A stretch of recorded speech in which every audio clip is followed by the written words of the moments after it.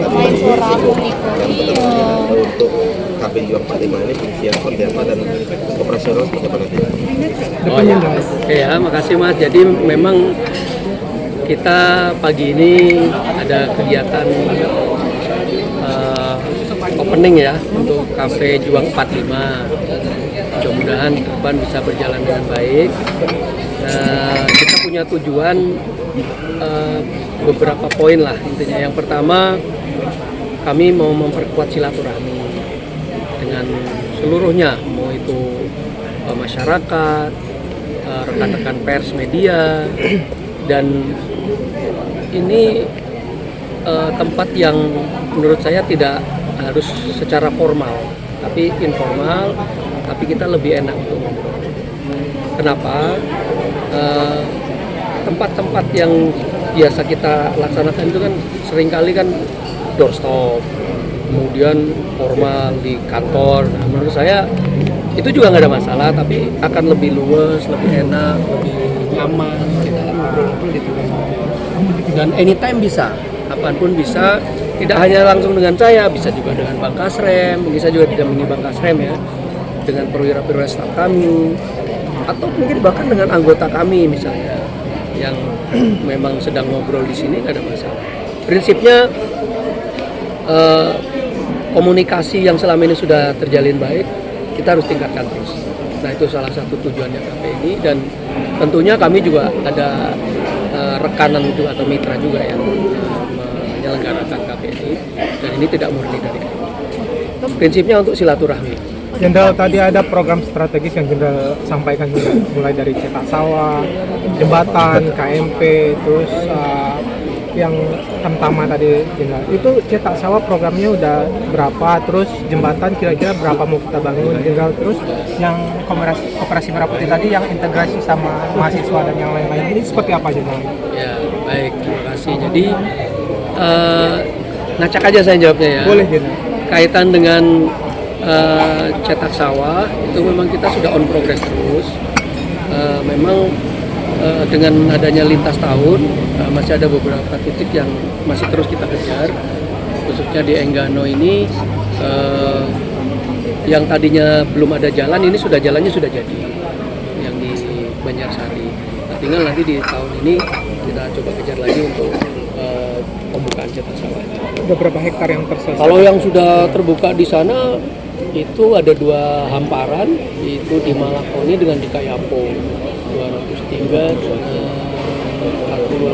261 hektar. Di Enggano. Provinsi Bengkulu. Itu yang di Enggano. Kalau yang di Provinsi Bengkulu ya sudah hampir 80%-an lah, dari 70-75 lah, 75% ya. Karena memang yang di Enggano ini kan 617 itu, jadi memang masih cukup luas ya. Kendalanya kan jalan. Nah, sekarang ini baru selesai kita kerjakan. Tuh. Kemudian kaitan dengan kerjasama mahasiswa tadi ya, kerjasama mahasiswa memang ini juga atas arahan dari Bapak Pangdam 21 Raden Inten. Kemarin kita baru ada launching Centurion 21, itu program aplikasi untuk updating data tiap hari kaitan dengan ketahanan pangan di wilayah Lampung dan Bengkulu. Kenapa? Karena kita perlu monitor bagaimana program atau progres ketahanan pangan di 2 provinsi ini, khususnya yang di wilayah Kodam 21. Nah, ini juga kaitannya dengan kerjasama dengan universitas yang mahasiswa tadi. Jadi gini Mas, program TMMD kan selama ini kita hanya TNI dengan masyarakat.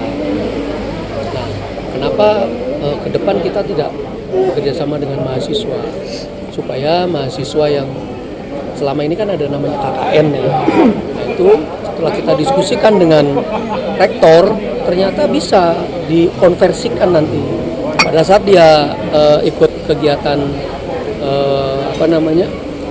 TMMD, itu JP-nya atau jam pelajaran itu bisa dikonversikan untuk menjadi SKS karena sebulan itu, sehingga mahasiswa juga diuntungkan, dan itu kan langsung dengan masyarakat.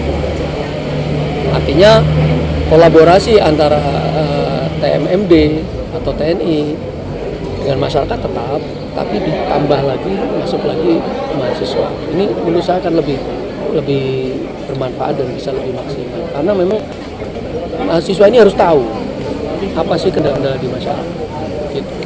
Termasuk juga tidak hanya itu, mau kegiatan penghijauan, mau kegiatan yang tadi Koperasi Merah Putih. Koperasi Merah Putih itu gini Mas, kalau misalnya itu hanya mengandalkan yang di pengurus koperasi saja, tidak ada tenaga muda di situ.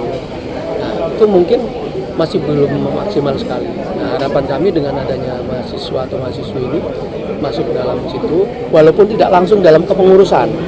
Tapi ini makanya yang ini masih saran. Masih kita sarankan ke Pemda atau ke Kementerian Koperasi dalam negeri di provinsi untuk supaya bisa diikutkan mahasiswa di situ untuk membantu. Dan dia juga bisa belajar. Kalau mau bikin skripsi bisa dengan judul pengaruh Koperasi Merah Putih terhadap kemajuan perekonomian desa. Bisa itu jadi tulisan skripsi itu, ya kan? Jadi barang itu. Jadi nggak perlu repot-repot kita nyari objek penelitian, langsung di situ. Dan di situ diharapkan ada saran masukan, apa kekurangannya selama ini kepengurusan koperasi. Bisa.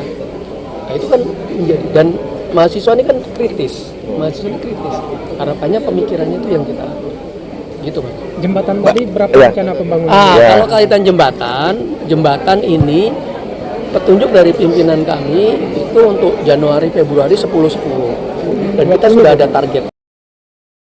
Pada pagi hari ini sama-sama kita resmikan, kita doakan Cafe 45 atau Cafe Juang 45 yang ada di Korem ini mulai hari ini kita nyatakan dibuka dan kita doakan bersama mudah-mudahan bisa lancar, langgeng, sukses dan semakin rame dan untungnya banyak gitu ya.